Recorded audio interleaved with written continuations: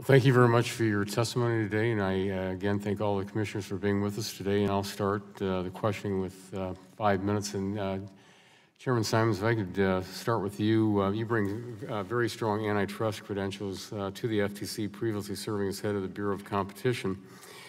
One of the priority issues for the subcommittee is the consumer protection jurisdiction enforcement activities of the FTC. And I noted in your opening remarks, you talked about especially enforcement on IoT, which is, I've sponsored legislation with the gentleman from Vermont and on the Internet of Things, but we also, in the last Congress, had the working group. So the Internet of Things is something that we're very concerned about.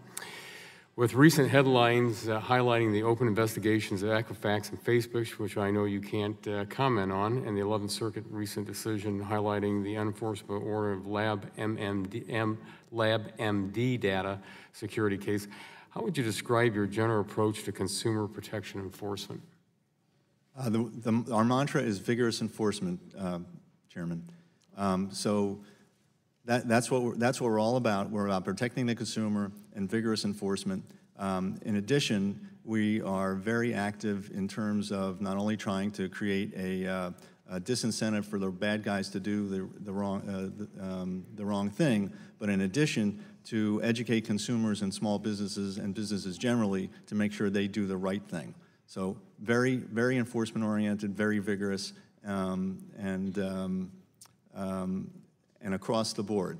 One of the things you probably noticed from the remarks of the commissioners was that it was spread out in terms of different subject matters, and that was not by accident. So we are aggressive across the board, whether it's data security, privacy, all kinds of different fraud, across the board.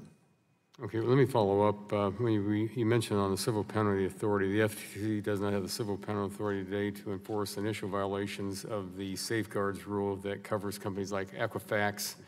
Would you support civil penalty authority to enforce the safeguards rule? Yes.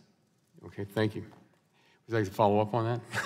Yeah, sure. So one of the problems that we have is we're able to show in these cases that there is sufficient harm to show a violation under the statute. But in terms of our monetary remedial authority, and showing damage from any particular breach and tracing it to that specific breach is very difficult.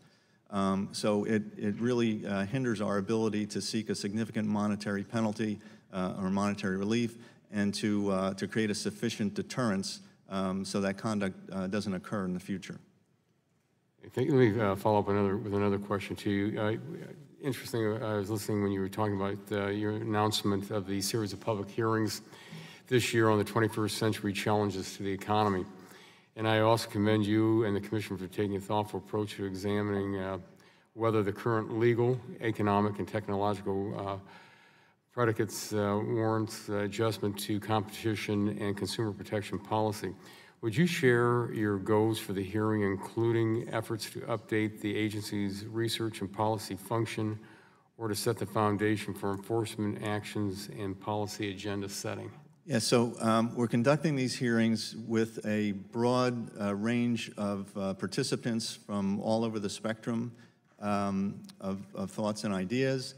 And so we're going in with an open mind, and we're not expecting any particular outcome.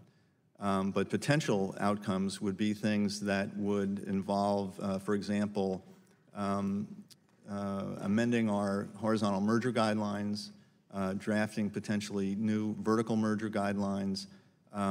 We might also, we're going to also look at privacy and data security, and maybe we'll come out with strong suggestions there as to how to move forward, maybe along the lines of Commissioner Chopra suggestions a minute ago. So it's really quite wide open.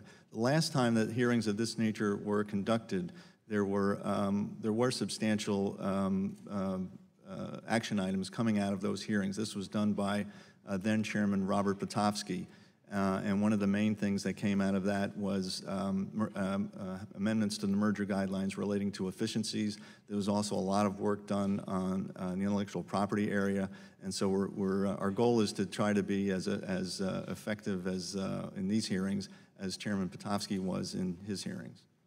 Well, thank you very much. And My time is about to expire, so I'm going to yield back and recognize the gentlelady from Illinois, the ranking member of the subcommittee, for 5 minutes.